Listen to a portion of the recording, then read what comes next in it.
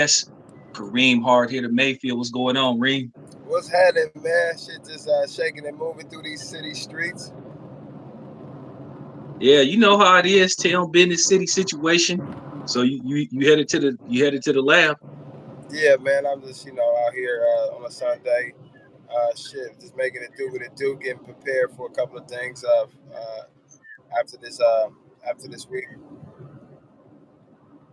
All right, yes, because you got the event coming up, and we're gonna talk about that later. Hey, so Kareem, I wanted to get your status, man, as a professional fighter. Are you retired, semi-retired, or are you waiting for or if opportunity knocks, you opening up the door? Because everybody want to know, because people keep asking about what's up with Kareem Mayfield. So we want to get it straight from the horse's mouth without spreading no rumors or nothing. So we want to Hey, hear straight from you. What's hey, straight from the horse's mouth. I hadn't officially retired. I pivoted and started to focus more on business.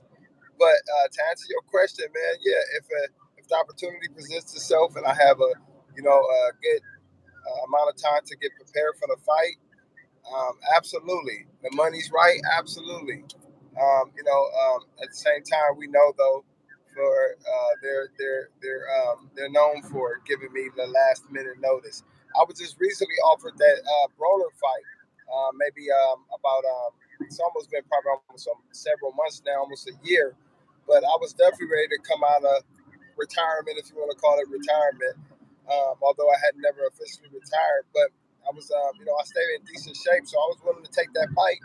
Broner, hard hitter. I've been chasing Broner for a few years now. He's been ducking me for quite some time. So yeah, that was definitely a fight I would entertain. Well, I'm glad that you let everybody know what was going on. And I wanted to talk about that because Kareem, I followed your career. I've known you for a minute. And it did seem like when it came to you getting the marquee fights, either they wouldn't give you enough time to prepare for it, or they would try to, basically play games with you. And, a lot of these guys did duck you. You tried to fight Danny Garcia, you tried to fight Pacquiao, and you almost got to fight with Mayweather, but none of those fights came to fruition. So I just wanted you to talk boxing politics because you was always up there with the best of them, and you just never got that call for what we would call like a major showdown. I just want you to tell the people why. Um,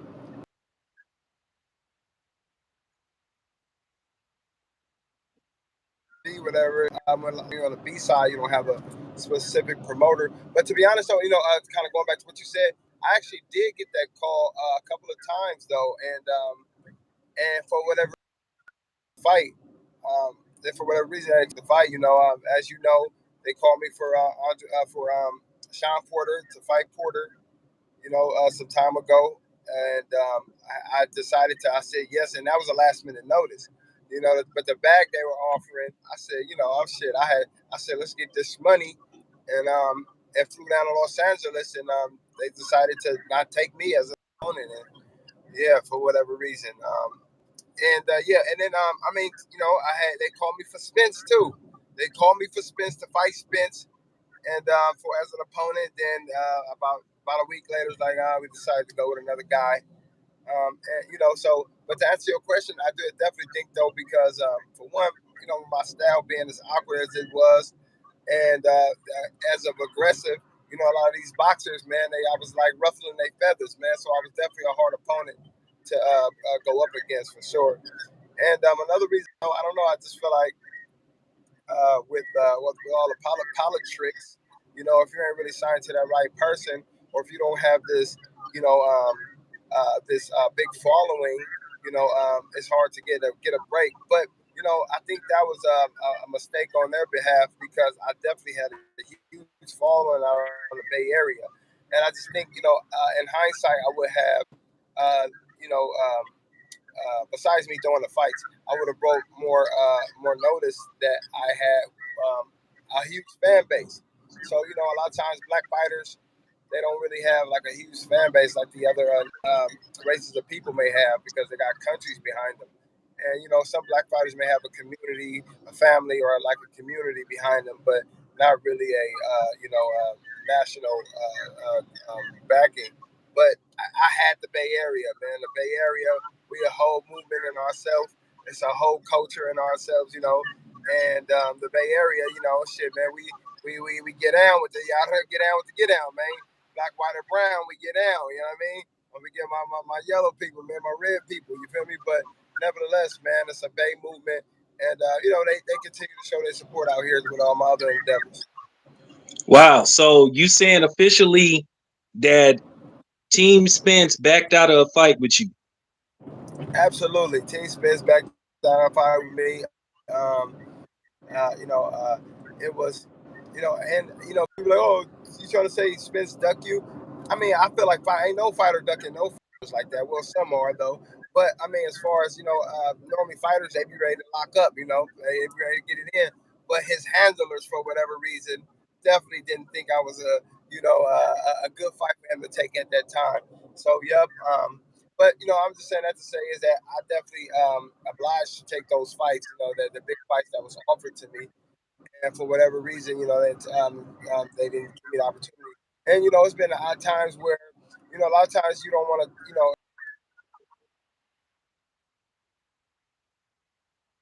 Uh-oh. they'll kind of, and it's like, damn, okay, do I take this fight, or do I need my money? And a lot of time I was willing to take the fight just for the fucking opportunity. Like, fuck this, let me get an opportunity to, showcase my skills you know, on a large, on a big screen. But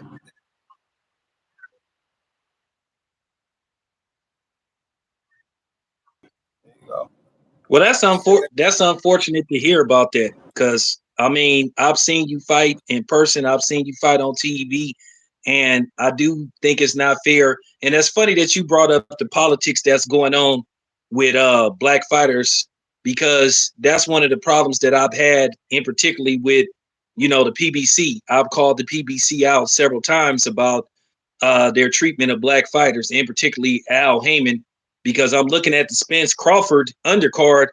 Well, with the exception of Spence and Crawford, they are the only brothers that's fighting on the card.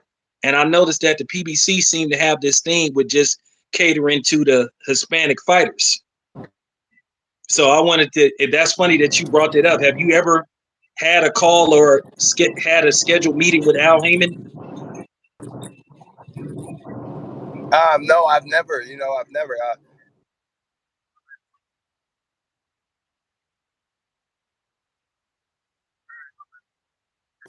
Floyd called me out. He was gonna fight me or Andre Berto. That period of time for a couple of months, whatever. And then I was in communication with like his assistant, but that's as far as it got. I didn't speak to him in particular, though. So I'm like, talking to Of Sam, course. Sam and all them TMT. Yeah, so I mean that's all the guys pretty much at that time. I don't know how it is now. I'm sure it is some true, but that's pretty much he was the face of of Al Heyman. You know what I mean? But yeah. So um, interestingly enough, went to Floyd House right after he fought Berto, and I was up there with my folks. Jamie, we had slid through, and anyways, though, yeah, he was like, man, I should have gave you that fight. I said, hell yeah, you should have. I'm like, why you didn't? Why you know what I mean? Why I didn't get that get the fight? He like, man, the powers that be didn't think that you would sell enough tickets or some shit like that, or that you would bring, you to have a fan base. And I'm like, that's what's crazy. They don't know about the bait, man. It's a whole movement, man. We would have had, we would have had Asians and Samoans and Filipinos and blacks, the whole nine. Representing. It's not like it wouldn't have been just a ethnic thing. As far as your own ethnicity, my own ethnicity, it would have been a multitude of people for sure, races of people. That's funny you brought that up about Floyd, that you actually had a conversation with him because what I'm saying, ain't no need to say quiet as kept. A lot of people believe that Floyd fought Andre Berto over a chick. Word on the streets. You know what I'm saying? I got my people. I keep my ear to the streets, but I heard that's why he really fought Andre Berto over a chick. And as far as him saying that you didn't sell enough tickets or wouldn't, I mean, he Floyd Mayweather. I thought it doesn't matter who he fighting. I mean, Floyd is the headliner. I mean, at the end of the day, I do think Andre Berto wouldn't have made that much more sense than you. I mean, why not fight you? And I do feel that you But could have brought yeah, a decent no, amount. absolutely, and a more exciting fight for sure. But to be honest, I feel like why not fight me? Because I mean, he got his dad in his corner. You know, he's always been in his corner, not figuratively always. I'm saying, but and I trained quiet as kept, and I mean it ain't quiet, but I trained with Floyd Senior for about 3 months. I was getting prepared for a fight on an Andre Ward card, and Oh, it was a mm, card that Rock Nation was throwing. I know you remember when he got signed by Rock Nation, and they yeah. was having a card at the Coliseum, and I had for that fight I got prepared for Floyd Senior. So Floyd Senior was able to see my sauce and see how unorthodox and how of a strong arm fighter I was, at that time, and what type of bully tactics I had. You know what I mean? So, you know, um, Ellie Setback told me though, this is from Ellie, that Floyd Senior told him to not to take that fight. Like, yeah, don't fight that boy Mayfield, man. Berto gonna show you some explosive shit, but it's some shit that you've seen. Mayfield gonna show you something way different. So with Floyd being a great smart man, I see him obviously taking the easier route, so to speak. Well, let me ask you something. Adrian Broner just came off a fight. Like, if the money's right, the location is right, the timing is right, would you be open to fighting somebody like Adrian Broner? And I mean, Hank Lundy, he's still fighting. And I mean, Kareem, watching your career, you ain't never had a fight where you just like took serious punishment. You got dropped like 4 times. I mean, you actually have always, even in a losing effort, you've always put Uh, up a great fight. So, hold on. Actually, I've never got dropped. Where did 4 times come from? no, I'm Name a saying fight. you've never got dropped. Oh, I thought you said you got dropped four No, times. no, I'm saying that's what I'm saying. Even It's though not like you even though it's not a problem that people get dropped though, because some people get dropped and get the fuck back up.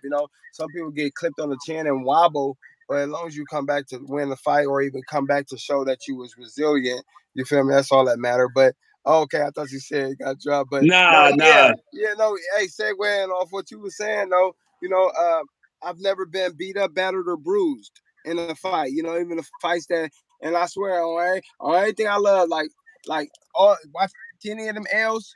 If the few L's that I got, a little couple L's I got. I ain't man. I never been beat up, battered, or bruised. Or you definitely gonna be like, they should have gave Mayfield that fight, man. Maybe it could have went the other way. Maybe it could have been a tie, but I ain't never been beat up, man. But as we know, though, and I don't like to make excuses, we know that shit is circumstantial, man. The late minute, the last minute notices, you feel me? Not having a really prime opportunity. So, I feel like that definitely kind of plagued my career though, with a lot of times they've given me the last minute notice. People are like, why'd you take the fight?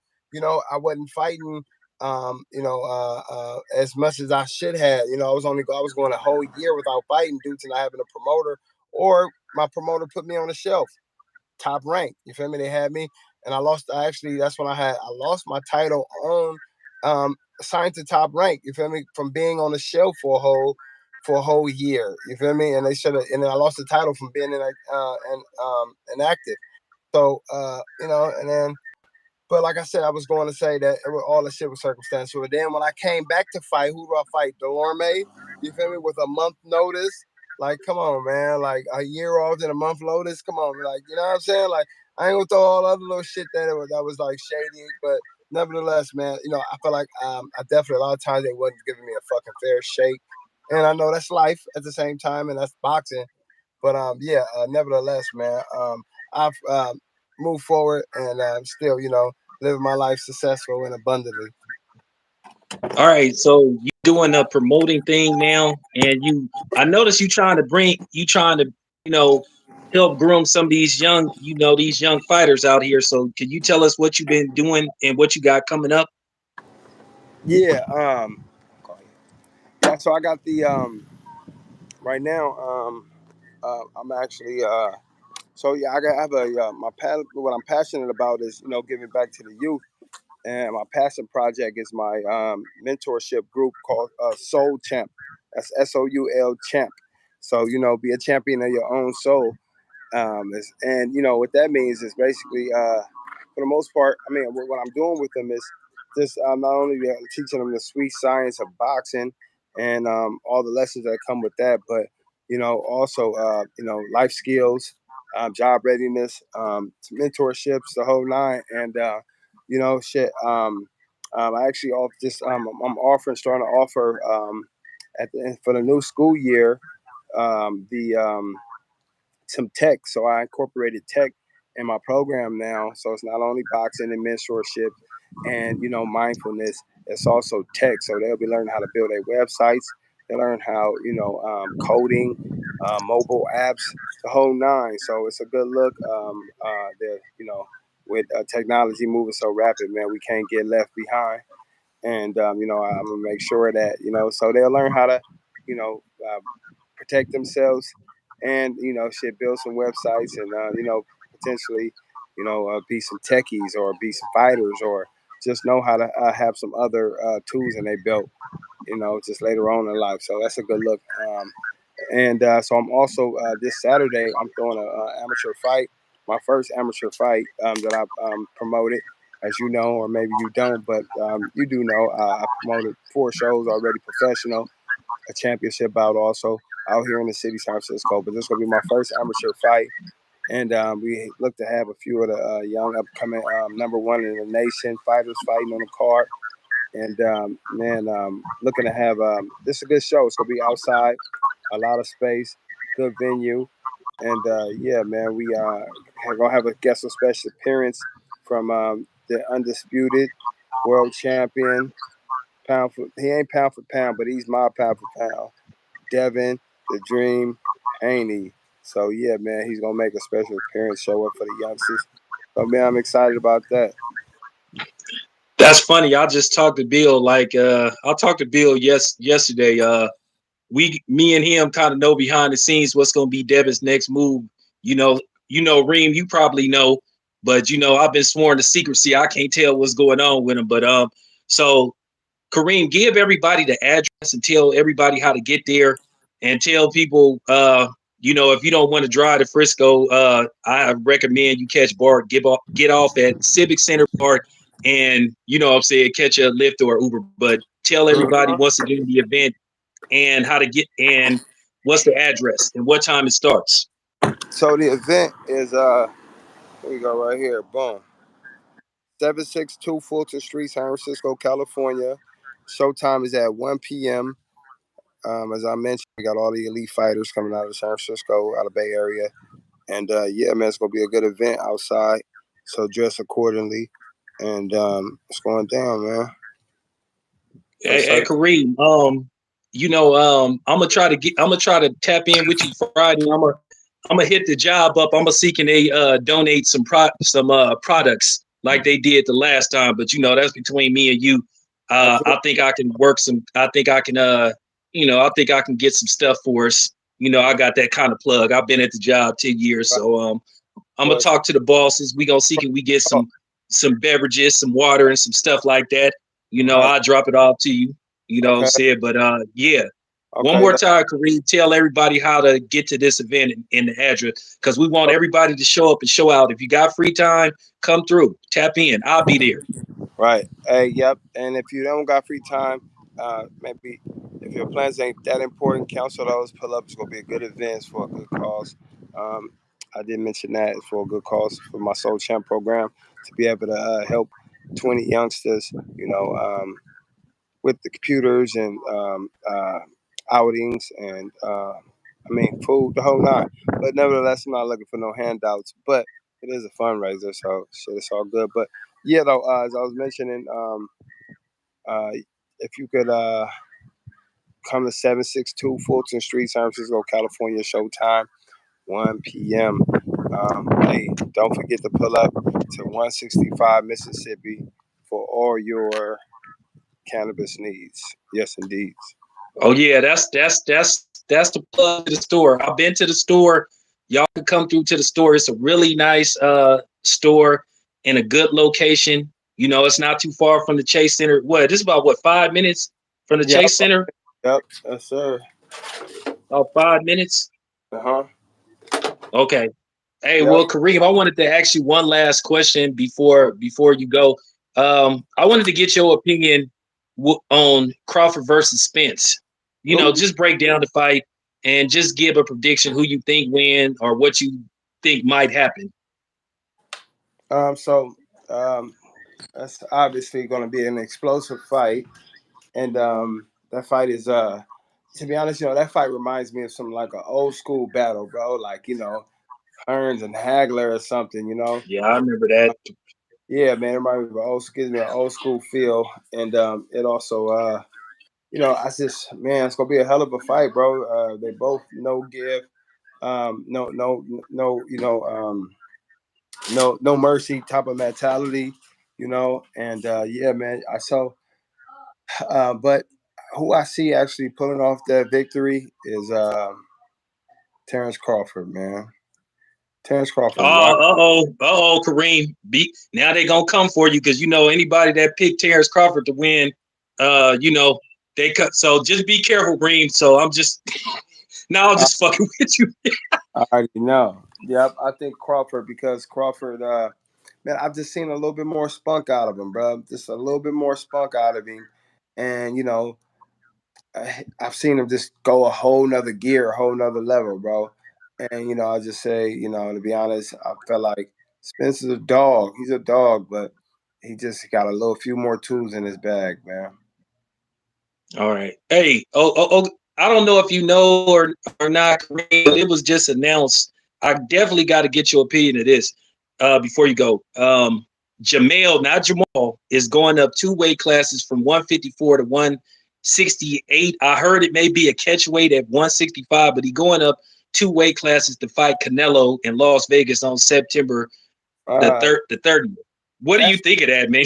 that's be so weak is that it always got to be. I was excited about that fight. Now to know that it's going up 2 weight classes, like, come on. Like, I don't like it. Him going fucking 2 weight classes, bro. No, like you know what I mean, and like Canelo being heavy at that weight, being able to operate at that weight, fall heavier. So yeah, man, I don't like him at that weight. I don't like. I mean, I don't. Yeah, that heavy. Fuck. Yeah, and shit, he ain't never fall at that weight. He gonna be punching fucking. Yeah, them punches ain't gonna feel like much. I ain't gonna say much because he's a strong puncher, but it's different. So, huh? What you say? No, I understand. I feel you. I'm glad somebody finally told the truth. I mean, we have weight classes for a reason. I mean, if that's the case, if people making excuses for this fight happening, then if that's the case, if Terrence Crawford win, July 29th, he might as well bring Shakur Stevenson or Devin weight classes to fight. Right. They just seem to change the narrative when it comes to Canelo. I Yeah, mean, facts. Facts. Yeah. What do you think about So what do you think about the fight, Spence? you know what, Kareem? You know, I don't know if you know the PBC been giving me a lot of trouble. I'm being cool for right now, so I can get my media credentials. I mean, the PBC been kind of funny with me, but we'll see what happens. I don't have no problem. I got a lot of juice with Top Rank, and I got some juice with Matchroom. I don't really have no problem getting into the events, but it's the PBC, the one that got co-founded by the brother, but then they don't want people like me in unless you say certain things. But it is what it is. Right, right. I'm from the Bay. I'm gonna keep it 100. Yeah. I'm not finna, what I'm saying. I'm not finna watch my tongue for nobody. But that's how us Bay dudes get down. We keep Absolutely. it 100. So, Absolutely. Yeah, but man. we'll see. We'll see. So, I know you got to go, but you heard Kareem say that you will see a appearance from Devin Haney. So if y'all in the Bay Area tap in, I'm also gonna do a video where I'm gonna send a link with the address. So y'all tap in next Saturday, man. The events start at 1 o'clock, and 1 p.m. it's in Frisco, aka Skull City. Mm-hmm. Once again, I'll be there. City situation, You did. town business. You did. 41510. All right, thanks, Kareem. So, Appreciate you, brother. cool, bro. You welcome here anytime. 100. Appreciate you. All right, bro. Bro.